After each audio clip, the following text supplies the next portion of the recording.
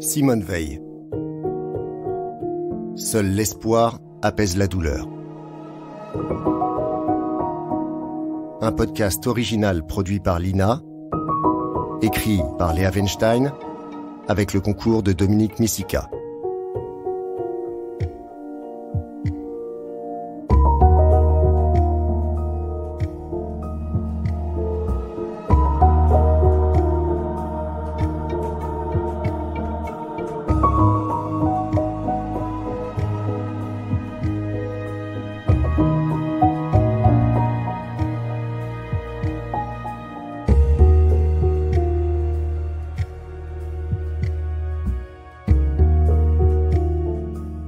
« 15 avril 1944.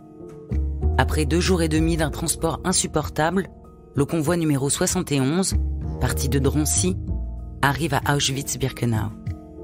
Simone Veil, sa sœur Milou et leur mère Yvonne débarquent sur le quai au milieu de la nuit.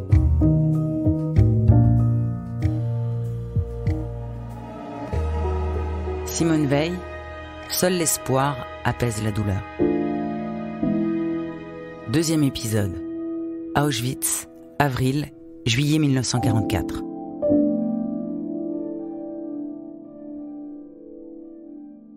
C'était au milieu de la nuit. Oui, il doit être, je sais pas, minuit, 1h du matin, enfin. Le train s'arrête brusquement.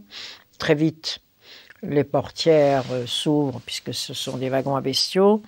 Des gens en pyjama avec rayés, qui se précipitent, qui nous font sortir très vite, les aboiements de chiens, cet éclairage très dur du fait qu'il y a sur le quai ces lampes projetées vers, la lumière projetée vers les wagons, et puis une sortie très très rapide des wagons avec ces bagnards, puisque pour nous ils sont habillés comme des bagnards, et qui nous font sortir des trains, les chiens qui aboient.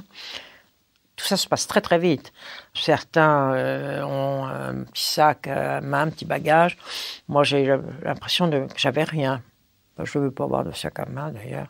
Pas l'impression d'avoir eu quoi que ce soit. Bon, d'autres n'ont pas lâché leur petite navette. Moi, je me souviens d'une amie qui avait gardé comme ça son sac où il y avait un petit flacon de parfum ou des choses des choses personnelles. Mais sans ça, aucune valise, aucune rien.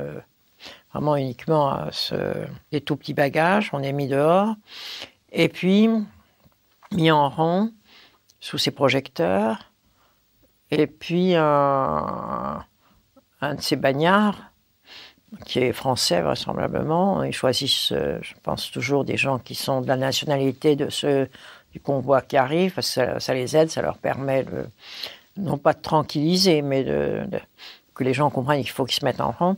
Il y en a un qui me dit quel âge vous avez, je dis 16 ans et demi, il me dit dites que vous avez 18 ans. Et ça, c'est arrivé à beaucoup d'entre nous, enfin parmi les jeunes, en sachant qu'à 16 ans, quelquefois on entre dans le camp, mais que très souvent on n'entre pas, tandis qu'à 18, c'est l'âge. Et donc on se met en rang. Nous, on entre toutes les trois. Donc on ne se rend pas compte, si vous voulez, très bien de ce qui se passe. Sinon qu'on voit qu'il y en a qu'on met de côté, quand il y a des enfants, des gens qui disent qu'ils sont fatigués ou autres. Toutes les trois, on ne se pose même pas la question. Comme toutes les trois, on est mis ensemble, etc. On ne dit même pas qu'on est fatigué ni rien. Sans du tout chercher à comprendre. Et en imaginant qu'effectivement, les camions vont les gens qui sont dans les camions vont nous rejoindre, mais on ne se pose pas beaucoup la question. À ce moment-là, la rampe n'est pas encore la nouvelle rampe. Jusqu'au crématoire n'est pas encore créé, c'est juste avant. Et donc, on va à pied à l'intérieur du camp. On est dans une espèce de bâtiment en béton où il n'y a rien. Il n'y a rien, il y a quelques fenêtres dans les coins, et on s'assoit, on se met par terre, on essaye de dormir, et on parle entre nous. Et puis celles qui, pendant quelques heures comme ça, celles qui sont avec nous et qui avaient de la famille, qui sont montées dans le camion, ne s'inquiètent pas, rien. Puis les capots commencent à venir, des déportés. Ils commencent à nous dire si vous avez des bijoux, si vous avez de l'argent, donnez-le nous, parce que de toute façon, vous ne garderez rien du tout. Alors, autant nous le donner. J'avais une amie qui était venue avec nous de Nice déjà, je me souviens toujours, elle avait un flacon de parfum. Je rachète le même de temps en temps, toujours en pensant à elle. Et alors, parce qu'on l'a entièrement mis sur nous, plutôt que l'idée que ça nous serait pris. Et puis on attend, elles nous disent des choses épouvantables, on n'écoute pas, etc. Et puis on n'essaie même pas de dormir parce que c'est... Puis vers, je sais pas, ça doit être vers 5-6 heures du matin, arrive alors un groupe de capots, les unes pour nous raser la tête, d'autres pour tout ce qu'il peut y avoir, ce qu'on peut avoir comme poils sur le corps, avec tout de même cette chance. Je la signale parce que c'est important, qui a été que dans ce convoi, la plupart des femmes n'ont pas eu les cheveux rasés. Ça, on s'en est rendu compte ensuite, que les autres, normalement, quelques-unes ont les cheveux rasés, mais très peu. En principe, alors on a les cheveux coupés courts, mais pas rasés, ce qui est tout de même psychologiquement très, très différent. Et puis ensuite, il y a le tatouage. Alors, évidemment, le tatouage, ça ne fait pas mal. Mais enfin, on se dit, si on est tatoué, c'est que... D'abord, on n'est plus considéré comme des numéros, mais surtout, c'est qu'on n'est pas destiné à sortir d'ici. Enfin, c'est quelque chose qui restera pour toute la vie. Ça, c'est la chose à laquelle on pense. Et puis, commence à courir le bruit, enfin, quand on commence à nous dire, ou plutôt comme celles qui étaient, la plupart avaient de la famille, qui étaient parties, c'est assez rare, les gens qui n'ont pas eu de famille, qui soient partis dans les camions à demander, et c'est là où... Les capots, les blocs, tout ça, les anciens commencent à dire regarde la fumée, voilà, ils ont été gazés et c'est fini. Et où on a vraiment, on croit que c'est de l'intoxication, on n'arrive pas à le croire. Et, ce qui montre que nous n'avions pas pu imaginer, même quand il y avait eu les camions qui emmenaient, personne n'a hésité à prendre le camion et. On a donc nos numéros. C'est assez commode d'avoir un numéro. Moi, maintenant, quand j'ai pour un numéro dont je veux être sûr de me souvenir, je sais pas, pour un coffre, pour une clé, ça, j'ai 2 dates comme ça. J'ai mon numéro et puis le 18 janvier 45, c'est les 18-1-45, j'ai un certain nombre de choses comme ça. J'ai une petite valise que j'aime fermer chez moi, et où c'est ce qui me sert de numéro. On dit que c'est des dates qu'on ne peut pas... Celle du bras, bien sûr, on ne peut pas l'oublier, mais aussi le 18 janvier 45 non plus.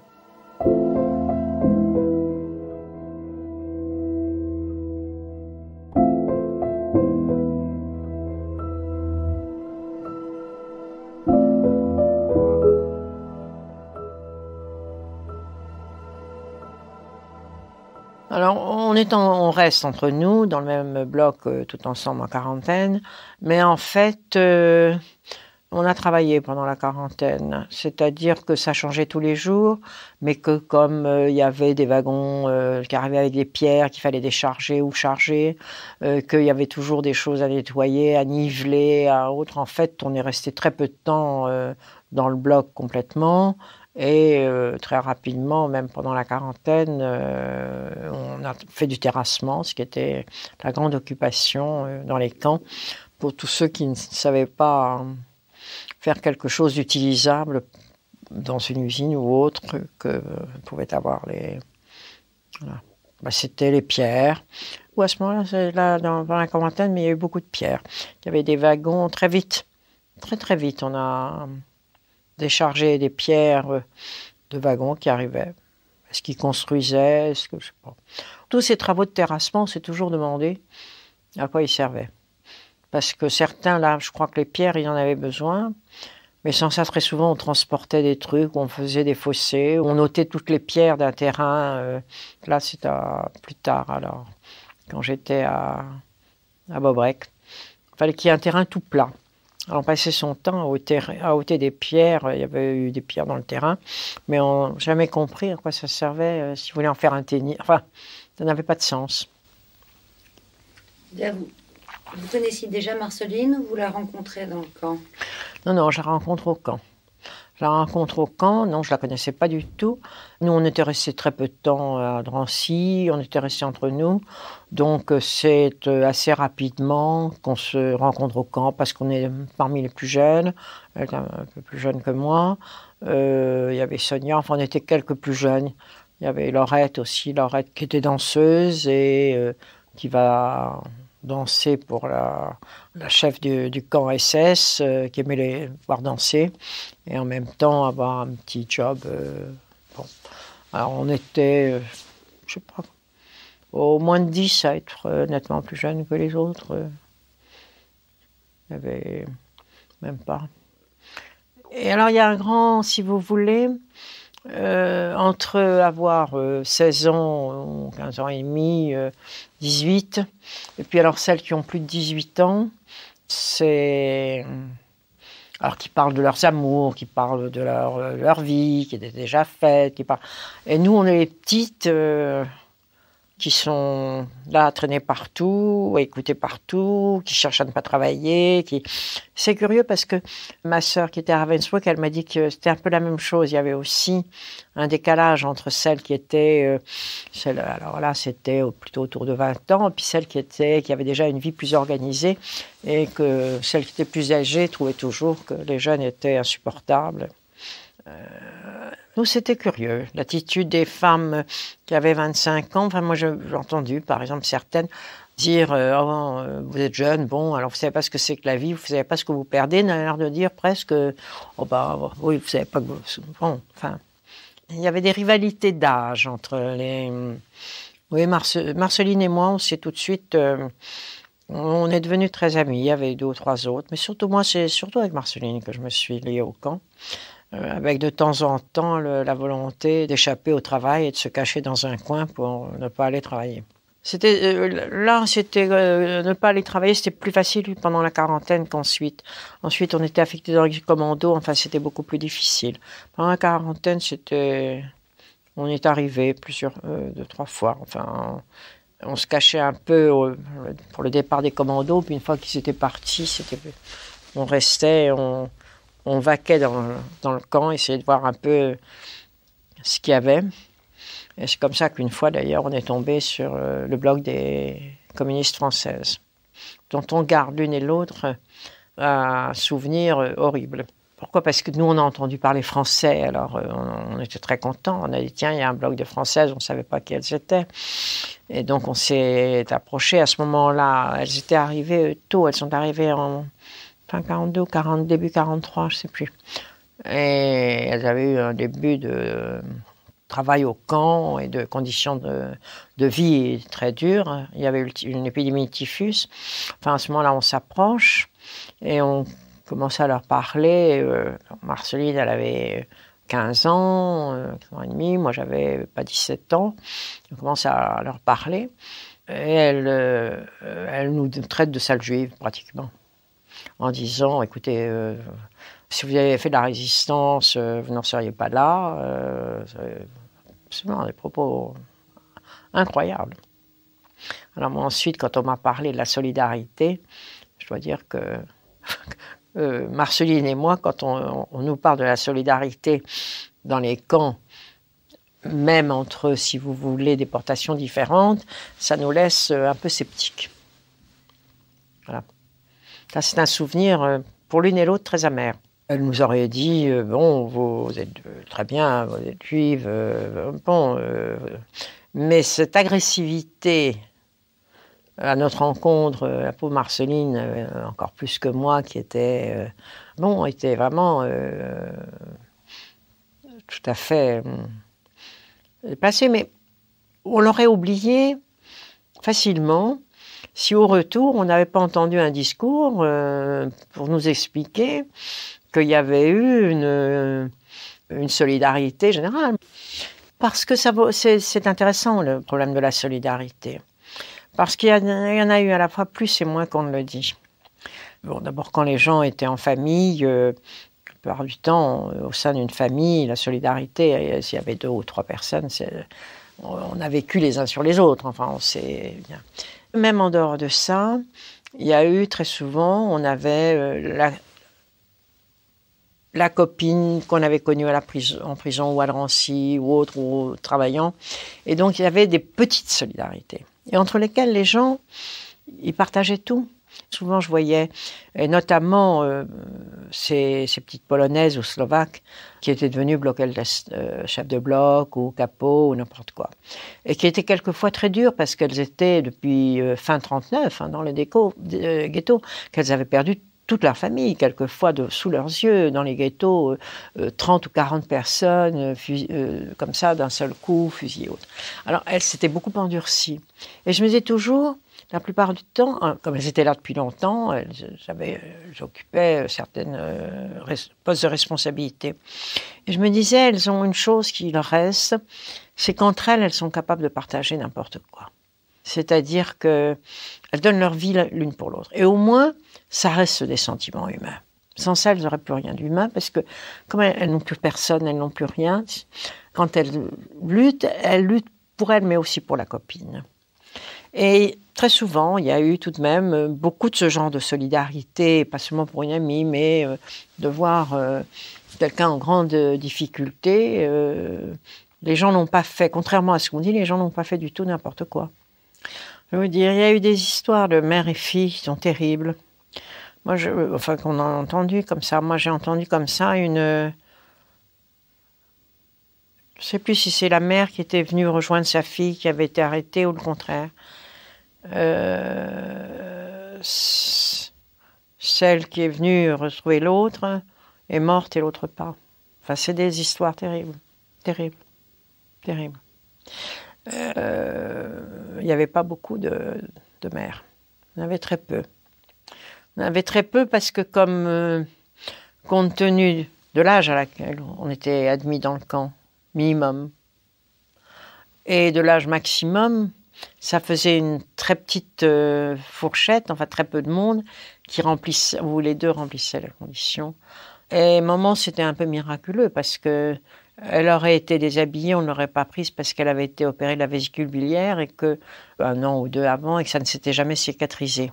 Donc, si on n'avait pas passé une sélection à ce moment-là, jamais elle ne serait entrée dans le camp.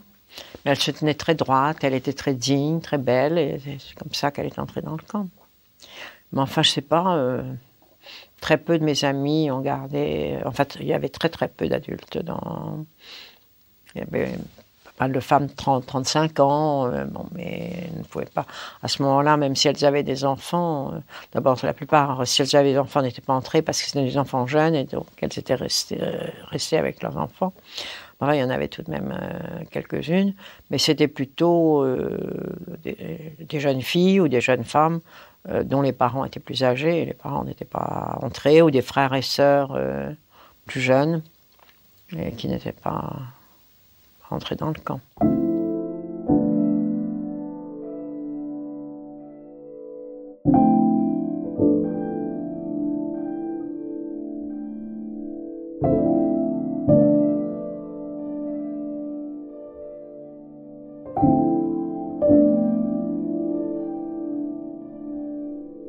Là, moi, j'ai l'impression surtout d'avoir été gardée par des SS, pas tellement par des capots. Et alors, dans les blocs, c'était les chefs de bloc, les Bokolklessers. Ça, c'était très souvent des juives polonaises ou slovaques, qui avaient été très jeunes quelquefois, mais qui étaient là depuis très longtemps. Et puis, les Françaises, on était handicapées de toute façon. On ne pouvait pas avoir de post-responsabilité, sauf celles qui étaient d'origine polonaise ou qui étaient d'origine allemande et qui parlaient. Mais sans ça, quand on parlait uniquement français, il n'était pas imaginable ni qu'on travaille dans les bureaux, ni qu'on travaille. Et encore, ce handicap, il a été beaucoup plus lourd pour les Grecs et les Hollandaises. Parce qu'alors là, elles parlaient des langues que personne d'autre ne parlait. Elles étaient très perdues, très perdues. Vous vous rappelez d'une certaine Stenia ? Stenia. Oui, ça c'est une Polonaise non juive qui m'a aidée. Enfin, je sais jamais, encore maintenant, je me demande pourquoi elle m'a aidée. Je ne sais pas. Elle était plus que capot, elle était chef du camp. Chef du camp déportée, je crois, comme prostituée ou comme droit commun. Et elle était la responsable du camp au point de vue, si vous voulez, comme déportée. Mais elle était au-dessus des capots et de tous les blocs. Bon, j'ai dit que j'avais eu la chance qu'on n'ait pas les cheveux rasés. En plus, je ne suis pas restée pratiquement. Moi, je vivais à Nice. J'avais même dû aller à la plage, ou en tout cas au soleil, ou n'importe quoi. Et vivre dans une famille où, en plus, on vivait pas mal. La vie était plus facile dans cette famille chez les bourgeois où j'habitais que ce que nous avions eu auparavant. J'avais plus de facilité matérielle, financière. Enfin, on recevait des paquets, je crois, de la campagne. Enfin, on avait une vie qui était une vie matérielle relativement facile. Alors, j'avais bonne mine. Je suis restée quelques jours seulement à l'Excelsior et quelques jours à Drancy. Donc, quand je suis arrivée à Birkenau, j'étais physiquement en très bonne forme. En plus, j'étais brune, j'avais la peau brune, j'avais 16 ans, 17 ans. Et je me souviens déjà ce qui était d'ailleurs très, très désagréable, très pénible, ces filles, elles étaient depuis longtemps, donc des boutons sur la peau, enfin très abîmées. Alors quand elles voyaient tout d'un coup une fille qui avait l'air de sortir de la plage et autres, elles étaient toutes là à vous tâter, c'était un peu... Bon, il fallait le supporter. Alors elles se montraient du doigt. Et là, Stenia, ça n'a pas du tout été comme ça. Simplement, en passant, quand on sortait du camp pour aller dans les travaux de terrassement, on n'était pas à tranche de 5. Et c'était elle qui était toujours, c'était une de ses fonctions, c'était de contrôler les départs et les arrivées. Et une fois, elle m'a vue, elle m'a arrêtée. Et elle m'a dit « Tu es trop jolie pour mourir ici, je vais essayer de faire quelque chose pour toi. » Alors, ce qui avait arrangé les choses, je dois dire, c'était, parce que les choses sont toujours un peu cumulatives dans là. Il y avait l'histoire des cheveux, mais les cheveux, c'était presque tout le convoi. Mais il y avait une jeune juive polonaise qui était rescapée du ghetto de Varsovie, une des dernières qui avait sorti, qui avait été à Lodz après, puis qui était là et qui était architecte. Et elle parlait français un peu, pas très bien, mais enfin elle parlait pas mal français. Et je crois que c'était un dimanche, elle m'entend parler français. Et elle me dit « Oh, une Française », etc. Et elle me dit « Oh, je serais contente de parler avec une Française ». Et elle me dit de venir dans son bloc, on bavard. Et j'étais... alors là, comme celle, quand on arrive en quarantaine, on a des haillons, des espèces de trucs de chiffon qu'on essaye de mettre sur soi, mais qui étaient épouvantables. Elle me dit, oh, écoute, vraiment, je vais essayer que tu aies une robe convenable. Alors, quand elle était architecte, pour moi, elle rendait service, ou elle avait plus à manger, j'en sais rien, plus de pain, j'en sais rien. Enfin, il y avait un troc énorme dans les camps. Et elle me dit, pour une portion de pain, elle m'a acheté 2 ou 3 robes qui étaient à ma taille. Et d'ailleurs, j'ai une amie, Ginette, que je vois souvent, très souvent, à toutes les manifestations, enfin on se rencontre, on se voit, qui est aussi très amie, elle était aussi dans les jeunes, c'était aussi une amie de Marceline, Ginette. Et qui me dit, il n'y a qu'une personne qui m'a jamais donné quelque chose, tu m'as donné une robe. Moi, j'avais oublié complètement que j'avais donné une robe. On avait à peu près le même gabarit. Alors, le fait d'avoir à la fois bonne mine, une robe convenable, etc., on est tout droit. Elle m'a dit, bon. Et je suis la seule personne qu'elle ait jamais aidée. Alors, tout de suite, elle m'a sorti du rang. Alors, bon... je dis, je suis avec ma mère et ma sœur, et je dis, elle m'a dit, ben je veux faire quelque chose pour toi. Et on parlait beaucoup d'un petit camp qui était juste à côté. En réalité, j'ai toujours pensé que c'était plus loin, et c'est en y retournant une autre fois en y allant que j'ai vu que c'était tout près, mais on faisait un grand détour autour d'Auschwitz pour y aller, alors que c'était à 4 km, enfin c'était rien. Mais j'avais entendu parler de ce camp, où on parlait du sanatorium Bobrek comme de l'endroit où on pouvait vivre, ou survivre. Et je lui ai dit, on part, mais c'est toutes les 3. Et elle m'a dit, d'accord. Alors j'ai attendu quelques jours, et puis au bout de quelques jours, on était convoqués toutes les trois. Et là, j'ai eu vraiment Je me suis dit, qu'est-ce que j'ai fait ? J'ai fait une folie parce que j'ai vu qu'on devait passer un examen, un contrôle médical, et le contrôle médical se passait devant Mengele. Et qu'il a mis naturellement, maman avait toujours on était nus, et qu'il a mis maman de côté. Et là, alors, ce qui est extraordinaire, c'est qu'elle tenait vraiment à ce qu'on parte, parce que elle a dit, elle a parlé à Mengele et lui dit probablement que c'était elle qui avait pris cet engagement, et donc on est partis toutes les trois.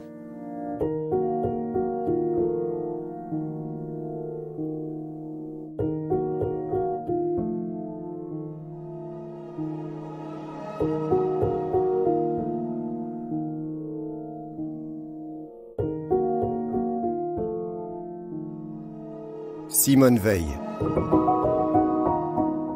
Seul l'espoir apaise la douleur. Un podcast original en 4 épisodes, produit par l'INA. Réalisé par Make Some Noise. Écrit par Léa Weinstein, avec le concours de Dominique Misica. Avec la voix d'Isadora Darcial, musique originale, Michael Lio.